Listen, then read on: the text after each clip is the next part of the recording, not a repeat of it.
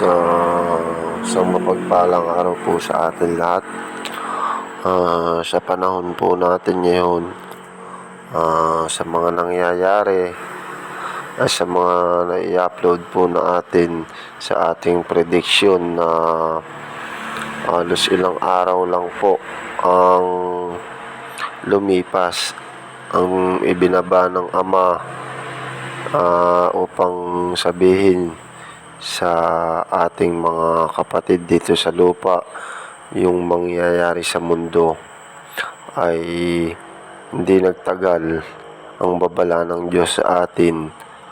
Halos araw lang ang pagitan ay nangyari ang mga babala na ipinadala niya sa atin at hinayag natin sa ating mga kapatid. So tayo po ay mag-ingat at manumbalik na sa Diyos. At siya po ay malapit nang bumalik.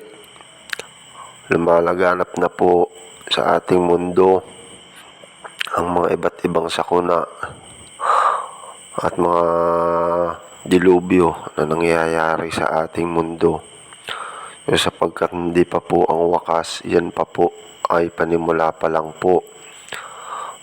Tayo ay magpuri at magpasalamat sa Kanya at magbaliwalay ng lahat ng babala ng ating Ama at magtiwala tayo sa Kanya. At sa mga mangyayari pa ay habang patagal ng patagal, bago umupo ang Antikristo, ay marami pa tayong sasapitin na sakuna. Marami pang dilubyo darating sa ating mundo at mga malalakas na bagyo at paulit-ulit na lindol at pagputok ng bulkan ang raranasin pa natin. Iba't ibang sakuna ang darating at ang mga tao lalong tatalino at sasama hanggang sa umupo ang Antikristo at mamuno at magpakita ng himala dito sa lupa upang sabihin niya na siya ang Diyos, at maraming maliligaw na tao at maraming mapapasunod ang Antikristo. Lalabagin niya at gagayahin niya ang Diyos.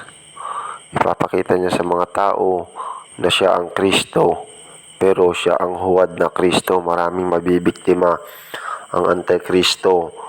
Buhay na ang Antikristo at malapit na siyang umupo.